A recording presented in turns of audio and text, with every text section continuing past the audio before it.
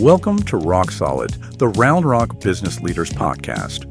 Join your host, Brian Eisenberg, as he explores the journeys of entrepreneurs and companies across Round Rock, Texas. From startups to large organizations, each guest shares their passion for doing business in this thriving community. Let's dive in. Hi, I'm Brian Eisenberg, and I'm here with my friend Bill Combs from No Time for Social, and we're at the Round Rock studio talking about Round Rock businesses. And I think we're in an interesting time. We just finished up a big event with the Chamber talking about the entrepreneurial landscape here. Sure.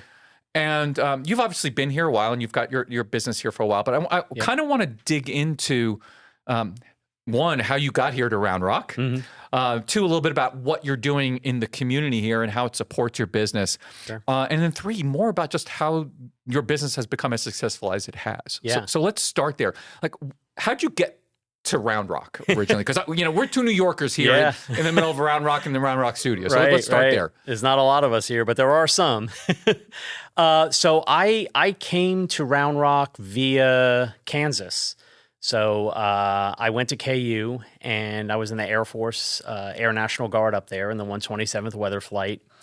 At the time, I was getting ready to start my own private weather business called Weather Plus. So I was all excited back in my 20s. So this is many years ago. This is 1993 to 95 that I was at KU.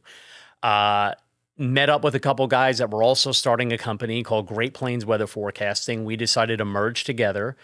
We had two products. One was called Weather Page. It was a pager product for severe weather alerts, which we got some cities and municipalities on when pagers were big. The other was a product called Hail Watch, and Hail Watch ended up becoming our flagship product. We sold weather data to roofing companies and construction companies. We ended up being the first company to ever put that data onto a Google map, and that really changed the game for us. So the business did okay from when we started it in 1995 all the way through about 2007. I came back into it full time in 2007, and we blew it up. We turned it into a multi-million-dollar company, Inc. 5000, Austin's Fastest 50. So that's how I got here. New York to Kansas to Texas, and been here for almost 30 years now. So it's exciting. So I haven't been here quite that long, but I heard something very interesting in there, and I think a lot of people miss this when they think about creating any kind of business. Mm-hmm. And what you did back then is you took data, which is always challenging for most people, where most people are data challenged. Yes. And you found a way to simplify it by putting it on a map for business owners who do roofing and construction. Yeah, is that correct? Absolutely. 100%. Yep. What were they using prior to that all of a sudden you found a better mousetrap, so to speak? So it's very interesting how I sort of tell this story. I read a book called Blue Ocean Strategy. Mm-hmm. Love that book. And within that book, it talks about how you need to get out of the red ocean of craziness and into your own blue ocean. Create your own blue ocean where nobody else is selling a product. There was a company out of Oklahoma City that for 9 years straight owned the blue ocean of weather data. Mm-hmm. No competitors. They provided that data on a PDF map and would send it to the roofing companies. We resold that map. It would sell for $265. Mm-hmm. We would resell it, and we would make $65 off of it. When I read Blue Ocean Strategy and I started looking at everything, and all the roofers were like, I can't zoom in. There's nothing I can do with this map. I need a better product. I told my business partner, I'm going to dive into this for like a month. So I took some of the maps that they had produced before, put them to the side, created my own map in Google, and just matched them up and said, is this close enough that we could sell it? Told my business partner, if I could sell one, we could sell thousands. He was a little bit concerned about the relationship, which I understand. Mm-hmm. And I said, if I can sell one, will you be on board with this? And he was, and I sold my first one for a storm in Alexandria, Virginia, $199. So we lowered the price. And from there, it just blew up. We went from $300K in revenue in 2007 to probably $3.2 million by 2011. So it was really exciting. That's incredible. Yeah. again, one of these core principles I always talk about, where there's friction, there's opportunity. And you were hearing the friction from the people buying the previous map, and you said, hey, wait a minute, let me take some time to innovate on their behalf, for the customer, make it better. And now hopefully we can start selling this. And once you start selling it, you realize there was opportunity for scale. You have to listen to the customer.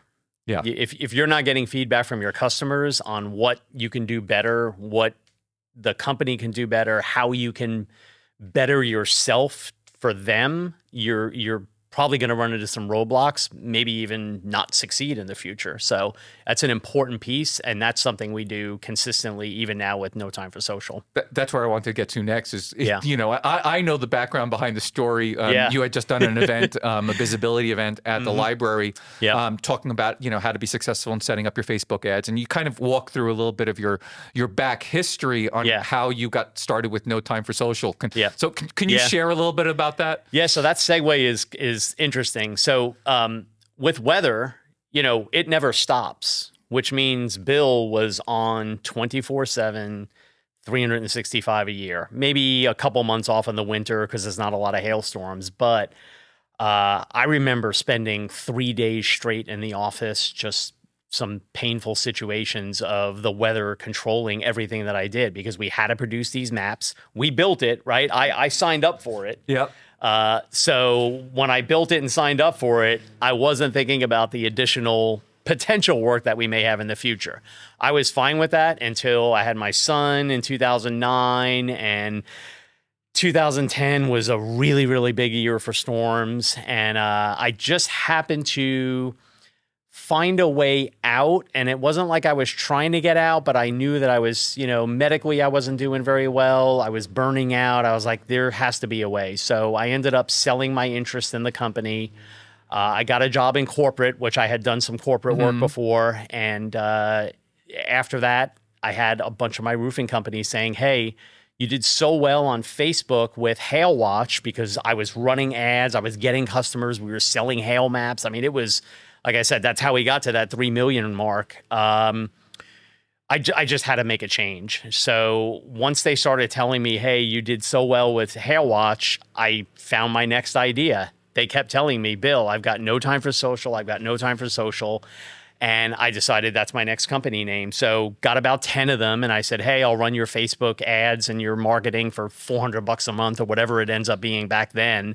And lo and behold, No Time for Social's born, and I exit out of one and start another. So it was, timing's everything. You make critical decisions in life that you don't necessarily know.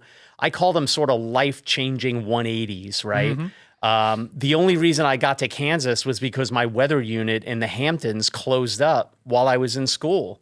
So I was like, what do you do? Well, I could go back to New York, go to the Massachusetts Guard, but I'm in class with 2 guys that were in Kansas, and they said, hey, we've got openings in Kansas. You've got tornadoes and severe weather. It excited me at 22 years old.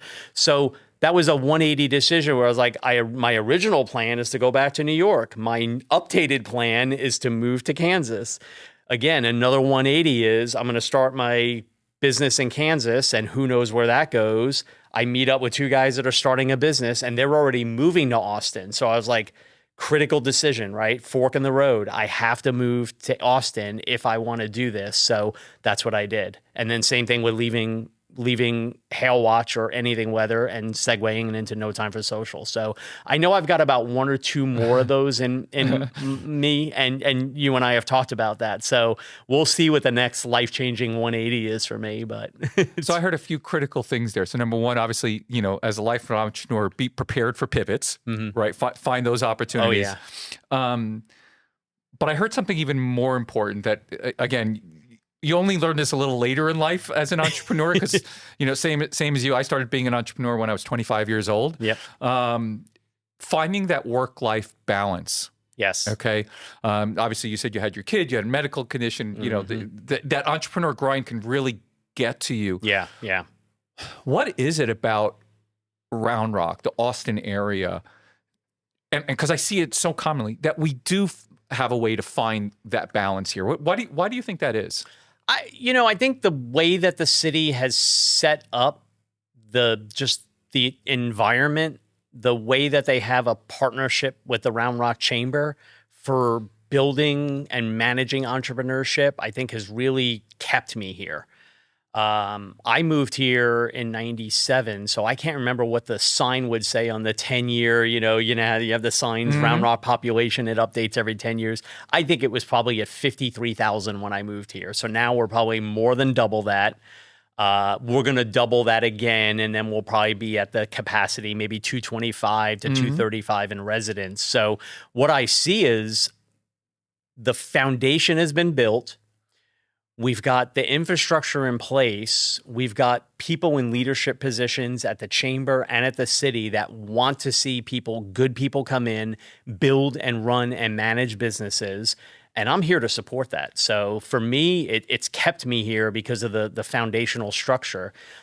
Obviously, it doesn't hurt to have Dell here, which has been here for many, many years. So I would say, their decision to move here was probably one of those pivotal points for like Round Rock. If you sort of take that context that I used, holy cow, we're getting all this tax revenue in, and boom, we can do a lot with that to help build and grow the city. So nothing but great things about this city and how it's supported me and how I plan on supporting it in the next 10 years. Now, you play a number of roles. Obviously, you mentioned the Round Rock Chamber. You're also involved with the Y. Tell us a little bit about that and how that helps fulfill you as well as an entrepreneur. Sure. I believe 100% in giving back, right? Where you can. So what I've tried to do, and this sort of goes back to maybe not work-life balance, but just balance overall as a business owner. If you're spending 80 hours a week inside your business and you're not thinking about anything else out there, you're probably holding yourself back from additional growth. So it's important to be able to get out into the community, to do things to support the community. People will lean on you. And if you can give back in those situations, it's phenomenal. So entrepreneurship over the last 5 to 7 years has grown significantly under the chamber. I'll actually be the vice chair for entrepreneurship starting in January. I've been on that committee since it started in like 2016, 2017. I don't ever plan on leaving the committee because it's my passion. The Y is another one. So I got pulled into the Y board 2 years ago. Happy to support that organization and the individuals in there. So for me, that balance is what can I do for the community to help out? I'm grounded with my family, so I'm able to spend time with them. I'm not putting myself in a position where my health is affected anymore with my business. So I'm still working hard, and I'm probably still working a few more hours than maybe most people would work, but it's not 80 or 90 hours a week. So what I see in the future is big time leadership happening within the city, lots of individuals getting involved. I know you just joined the chamber as an ambassador. So at some point I potentially see you moving up to a board member position, right? So there's a lot of really, really good things happening. And I think sky's the limit here, especially even in Williamson County. So we just look at Round Rock right now, but the entire county is elevating, and that's really exciting. For sure. Let's dive back into your business a little bit with No Time for Social, because a lot of people feel that, right? And as we're talking about this, work-life balance and the entrepreneur and putting in all the hours, lots of people don't have time to manage your social media, but it has a huge impact on their business for sure. I know it's had a big impact for our Police at Home home care agency and for others. Can you tell us a little bit about, why do you have a social media marketing agency and how does it compare or stand out to others that are out there? Because there are thousands of agencies. Too many. Not only too many agencies, but too many freelancers that are overseas that are constantly hitting up our clients with messages saying, hey, I could do this better, cheaper, faster. All that I take sort of with a grain of salt because you have to have the relationship with the customer. Well, there's a reason why your first customer's been with you 11 years. There's no contract. It's month to month. Month to month. So that speaks 11 volumes. years. Continue. Our average client's been with us for probably 42 months now. So again, 30-day month-to-month notice on contracts. Our differentiator is that communication. And when we started the company up, we had a big working session. I actually have one of my competitors for Hail Watch is is an initial investor in No Time for Social. Okay. He saw the opportunity and said, "Okay, I'm going to put a little money into this." So it's interesting to see like how individuals kind of support you and help you build. But I would say the differentiator is the 4 core values that we came up in that initial meeting: communication, clarity, action, and accountability. Those 4 things have grounded us to keep clients happy, satisfied. So we need to communicate, right? 100%. Everything's AI now. Yep. By the way, I'm getting AI messages from Facebook, from my reps, Yep. and I have to reply to them. And they're like, oh yeah, just ignore because all these automated emails are going out. We don't have any automated emails. We're communicating on a day-to-day basis with our clients. Clarity, we have to be super clear on what we're doing, because if somebody is not clear, we potentially could mess up. So if an ad budget is supposed to be 1,000 and we're only spending 100, that's a problem.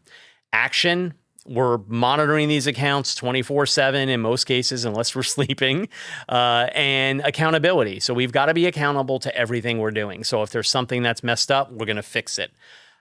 Those 4 things have really kept the company grounded, and we're not trying to become a huge agency. We're trying to become an agency that provides the best service possible to our clients. And I think that is going to be the differentiator between somebody that just wants money to execute something versus us. We're getting revenue to perform for our company. So we want to make sure that they're feeling good at the end of the day with what they see out on their digital products. And also, if we're running any types of ads that are revenue generating, that we're actually performing on that and that the revenue's generated.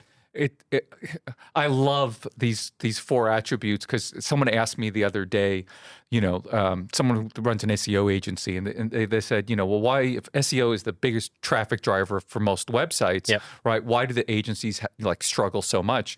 And I basically responded, it's because they're terrible at communication. Most of them hide what they do, so there's no clarity. It's obfuscated. Oh yeah, right. They're not accountable. Right. The results are questionable. They don't know. Right. Right. And they're just not getting the communication that clients need about what it takes to be successful in SEO. It's a long-term branding. Right. It's not a direct response. Transactional kind of thing. It's like, there's a reason why this is all happening, and it's good to hear that you're a little bit different than that. Yeah. Now, I know, obviously the people who've been listening to this podcast probably imagine you do mostly, roofers and stuff like that. But what kind of companies does No Time for Social actually work with now? Yeah, we're actually as diverse as we can get at this point. So we've had a client that runs a beauty school out of Austin and San Antonio for about 6 or 7 years now. Another one of our first clients is Fort Bragg, which is now Fort Liberty Credit Union out of North Carolina. Again, going on 11 years.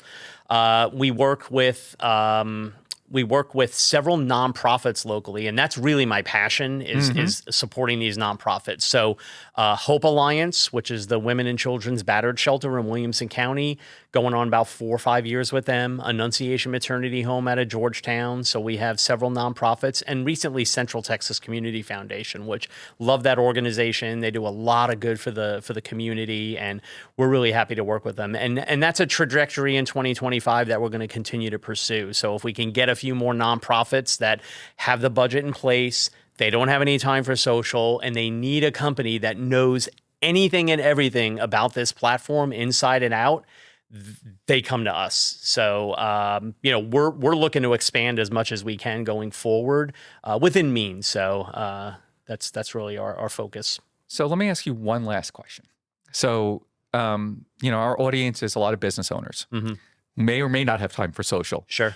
But if you had to give them one mega lesson from all your years of being an entrepreneur, all your years of helping other companies, become successful using social, what would you leave them? Well, if they're running a company, I would probably leave them with something pertaining to their team members. So I heard something recently, and this is probably a really good point. I think it's okay to ask your team members, if you were in my position, what would you change for the business right now? And I think that's really powerful because a lot of companies, they run from the top down, and yeah, they'll do surveys and communication. But as a manager or an owner, if you could sit down with somebody and tell them candidly, just tell me, what is one thing you would change right now about the business? If you can get that feedback, it's going to help you build and grow going forward. I'm a big proponent of, we have businesses starting in Round Rock, and we want all of those businesses to succeed. And you and I have talked about this, right? This is one of the reasons why we're sitting here today and, sort of starting this up. How can we help people succeed and not fail? Because business, you don't know what you don't know. Correct. So get a mentor, get somebody you can talk to as many people as possible, but talk to your team. And if your team can give you tips and things that they would do to perform, to be better as a company, I think that's gold. So that would be my one thing at this point to sort of take away. Yeah, I'll even amplify on that because it was a lesson that had an impact on me.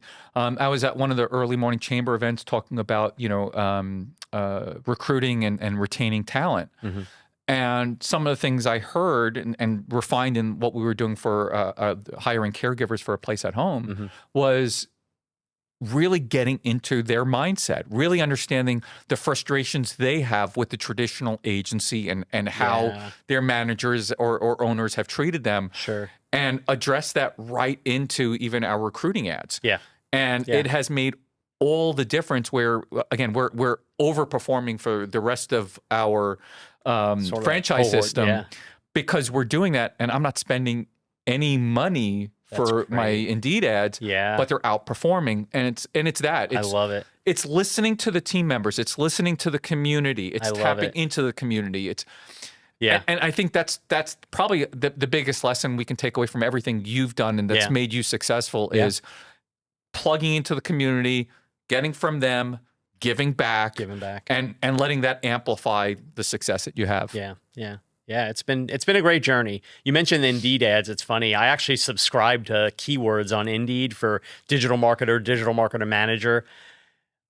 Sometimes I just shake my head when I read some of these job descriptions, and I'm like, you don't get it, right? You're trying to hire a dentist, a brain surgeon, a chiropractor, all in one job, job description, part-time for $16 an hour.